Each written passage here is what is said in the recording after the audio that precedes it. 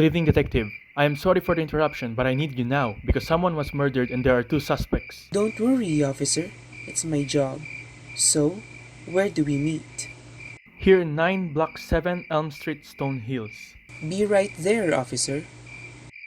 Thank you, Detective.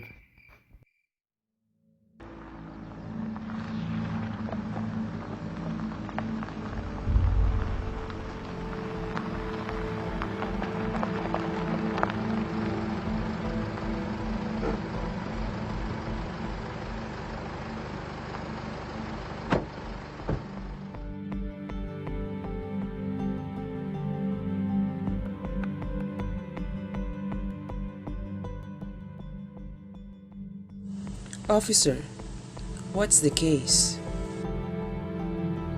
A 50-year-old widowed woman was killed inside her own house. Their neighbor called us saying they heard screams. Lest there is something going on. When we arrived, we saw two males which are the victim's twins. Where are they now? In a separate room to interrogate them. Their statements did not match. Also, we checked the house 3 times. No busted windows nor busted doors. Concluding, there is no one trying to get inside. It was either the suspect or suspects have access to the house or are already inside the house.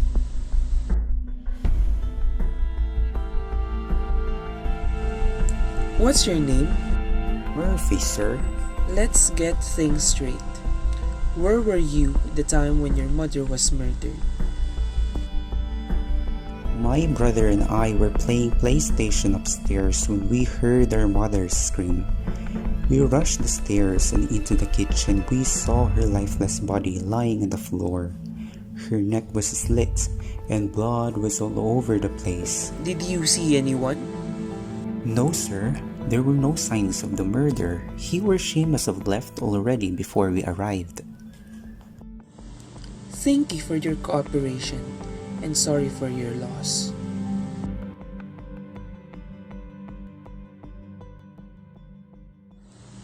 You're Murphy's twin brother, right? Yes, sir. It's Ellie. Where were you at the time when your mother was murdered?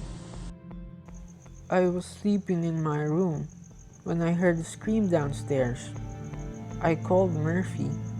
His room was next to mine. I noticed, while hurrying down, a smeared blood-looking liquid was at the back of his shirt. I just ignored it because he might have been bruised until I saw her lying on the floor. It all made sense for a minute. I asked him why he had smeared red liquid that looks like blood in his shirt. He said nothing, then picked up and hugged Mom, covering the initial blood. I'm the one who called the police. Please believe me. He murdered her.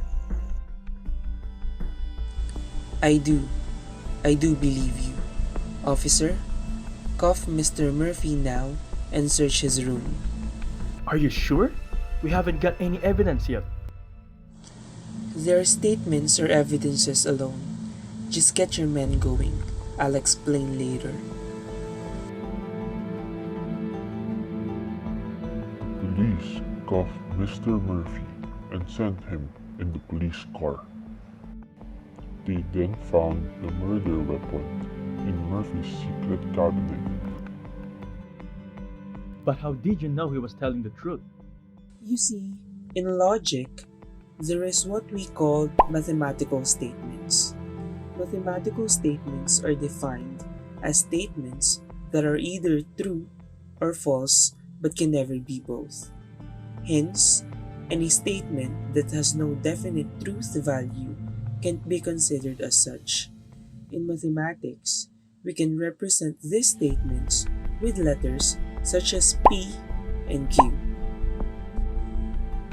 Furthermore, you can actually combine two or more mathematical statements with what we call connectives, and the truth value of these connectives together with its mathematical statements can be represented by truth tables.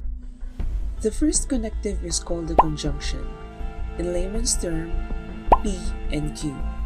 Here, as long as one statement is false, the conjunction will always be false. The next one is called a disjunction. In layman's term, P or Q. This is the converse of the first connective because here, as long as one statement is true, then the disjunction will always be true.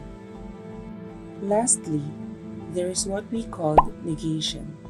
In layman's term, not P. This is the easiest one since you can just think of it as the opposite of the truth value of the statement. Actually, there are two more, but let's just save it for another crime. Wow, I did not understand a thing. So what is the connection of this with our case, detective? Patience, sir. Patience. Now, solving the murder case. We can set two simple mathematical statements, which are Ellie is innocent, represented by E, and M, representing Murphy, is innocent. Then, we can now form the compound statements. Let's say not M stands for Murphy is the killer. Then, E and M stands for both Murphy and Ellie are innocent. We can see that it's impossible for both Ellie and Murphy to be telling the truth since Ellie's statement would make him the liar.